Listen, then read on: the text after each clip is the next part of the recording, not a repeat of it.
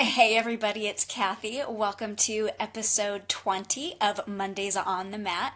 I'm coming to you live from my office/yoga room. And today's question comes from Natalie. She wants to know, what's the point of handstands? And you know what? If you have been watching for a few episodes now, you know that I love all questions about yoga. I think it's such a fascinating topic because it is both very broad and very deep. So it makes sense that most of us, myself included, have questions about yoga. And I'd get really excited being able to share 21 years of being a student and 11 years of being a teacher and all of that like wisdom and knowledge that I've acquired over those years with you. So before I answer Natalie's question about what's the point of handstands, I wanted to share a quick little story because some people love handstands and some people don't. I had been doing yoga for probably about 2 years off and on. I was really sporadic in the beginning before I'd even done a handstand or handstand came up in a yoga class. And when it did, I was so offended. I was like, what are you talking about? Do a handstand? That's a gymnastics thing, not a yoga thing. I am like, what is happening right now?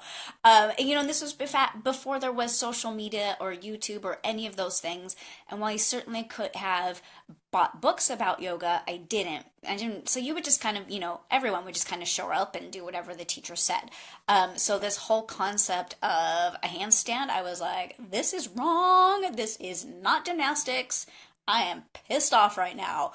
And so today, when I was preparing to answer the question, I just wanted to turn to some of my books and materials. Just to double check that I had all the information correct in my head. So I know this is backwards for you guys because of the camera, but I pulled out Light on Yoga, which is kind of one of the standards books about yoga, just to, make sure I was good. And one of the things it says, are you ready to have a little sense of humor with me? It says, the pose is a full arm balance in modern gymnastics.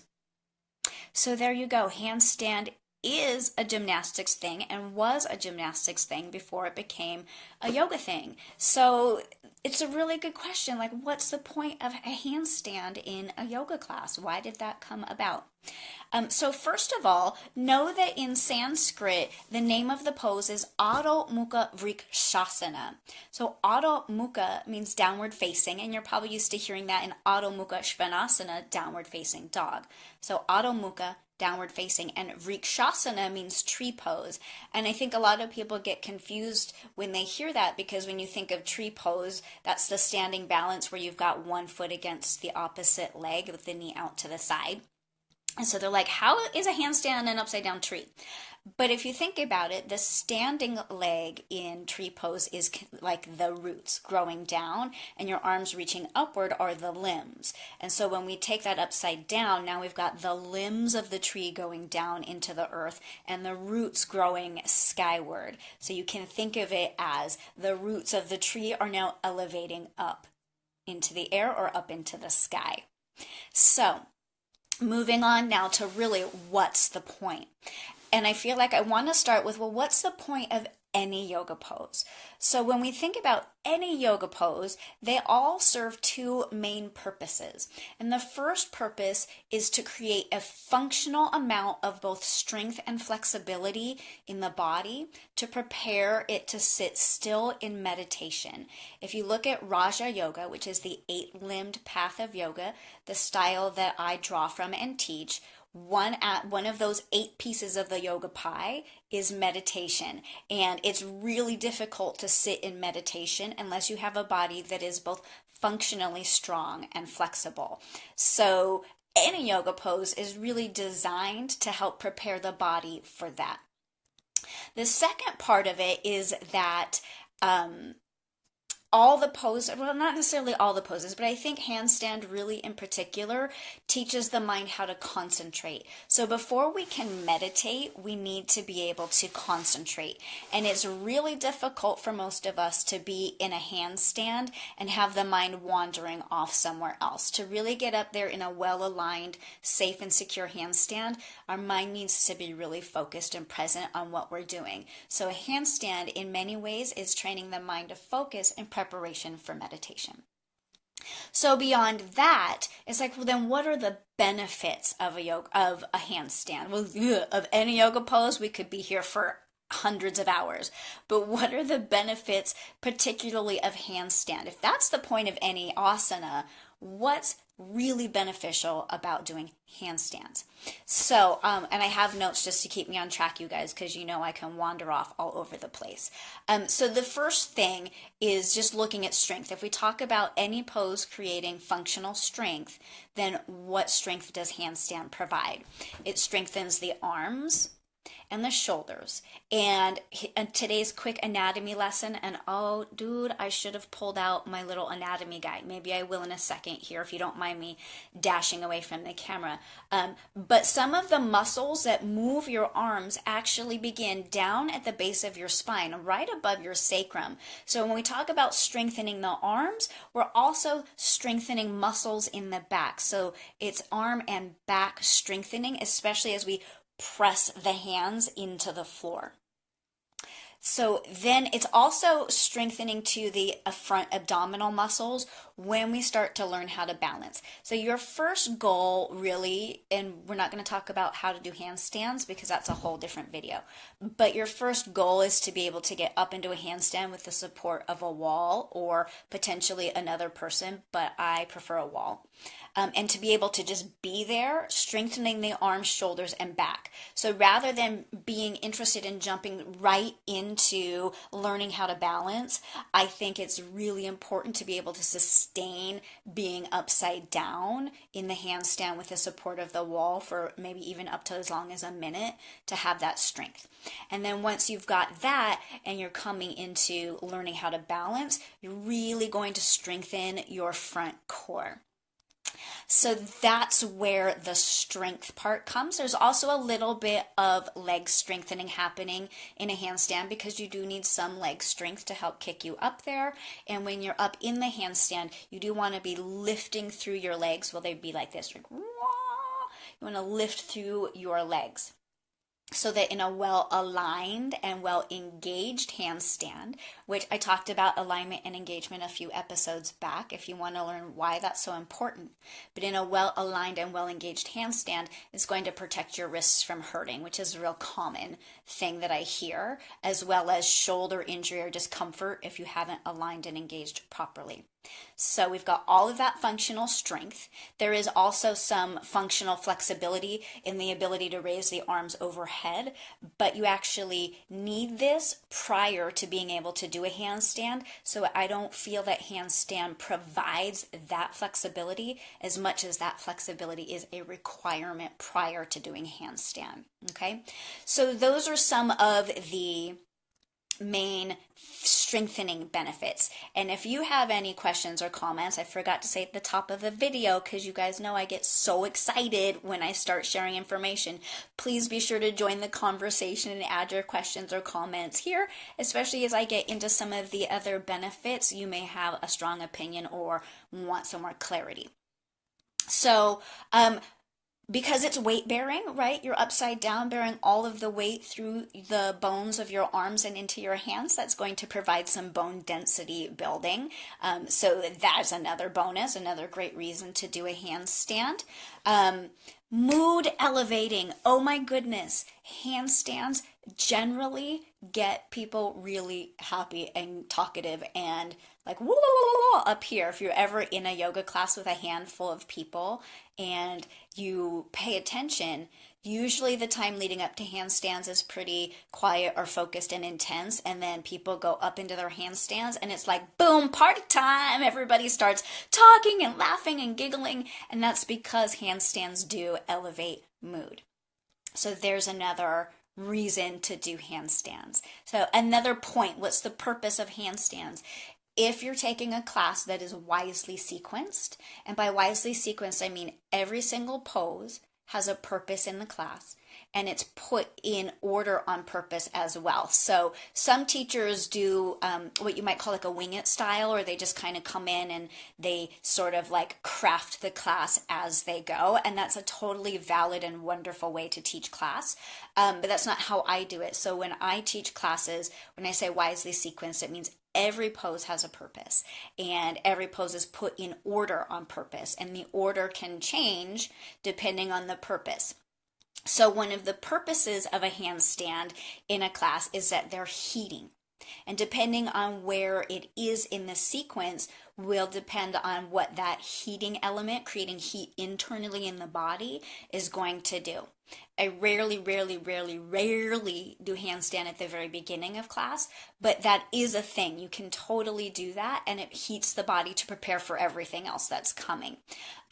Generally, if you're in one of my classes, a handstand is going to come in somewhere around 2/3 of the way into class as maybe the most heating element or the second to last most heating element, because it's really great to prepare the body for deeper back bends. So now you've got a little bit of foreshadowing. If you come to my class and we're doing a handstand, there's a really good likelihood that a deep back bend is just around the corner.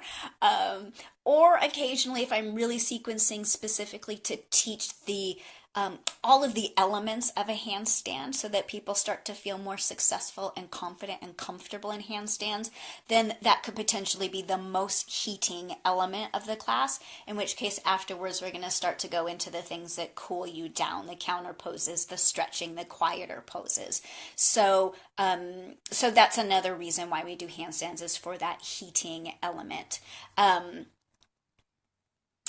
And so what's next? Those are like the real, like, objective benefits. And now some of these next ones are a little bit more subjective.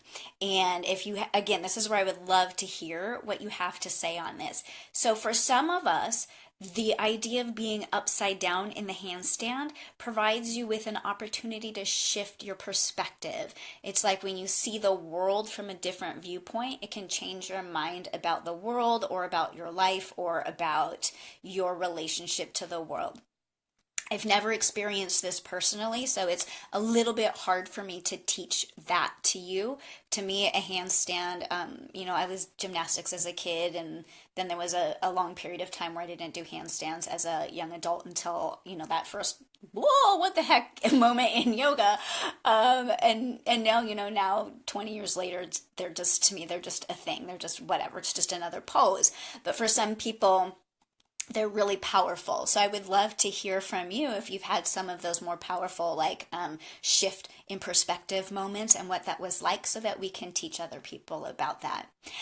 One that I witness, although this is something I've never experienced, but it's something I witness enough in my students to confidently tell you about, is that handstands often bring up a whole bunch of fear. People are afraid that they're going to drop themselves on their head, or that they're going to fall over, and that they don't have the strength to hold themselves up.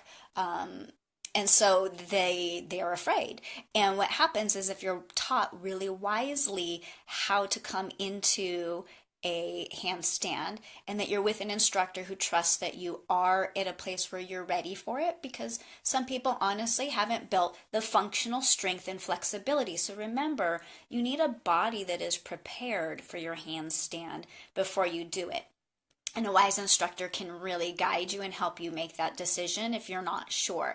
But once you've got that functional strength and flexibility, and it's really just fear that's holding you back from coming all the way into a handstand, learning what it feels like and getting yourself up there is a huge self-confidence booster. I have seen women and men just completely change their feeling about themselves and what they're capable of, not only in their physical life, but in their real day-to-day life, based on the fact that they accomplished a handstand. It's sort of one of those, I never thought I could do that, and then I did, and it opened up this wide door of possibilities of what else am I afraid of doing that I actually can go out and do in my life. And it's really, in that way, subjectively, a very powerful yoga pose. And so some of those experiences are going to be individual, whereas those objective universal benefits are going to apply to everyone. And then lastly, some people think that handstands are just really fun, and it's okay for yoga to be fun. I sometimes feel like it's really easy for us to get caught up in very serious yoga mode. And that's beneficial and valuable, and I'm not saying that that part isn't right, but having fun in yoga is right too. And so for some people, just this like playful kicking up and being upside down is really fun, and that's what draws them back to yoga, is that it is so much fun. So wow, lots of information right there about handstands, with a couple of little whispers of some other elements of yoga that maybe we need to discuss on an upcoming episode of Mondays on the Mat, especially at the top of the video when I talked about how all poses really prepare for meditation. Maybe we need to have a conversation about what's the point of meditation. Oh, that could be good. If that's something you're interested in learning about, please let me know, because all of these episodes of Mondays on the Mat are guided and formed by your questions. So please don't be shy. If you have a question, at least 26 other people have the same question. I just made that up, you guys. I don't know if it's 26 other people. Oh my gosh, that came to me from a whole different area of study. That was crap. Or not, I don't know. But we do know that if you have a question, I'm blushing, I embarrassed myself. We do know that if you have a question, other people will too, whether it's 1 or 26 or 2,000.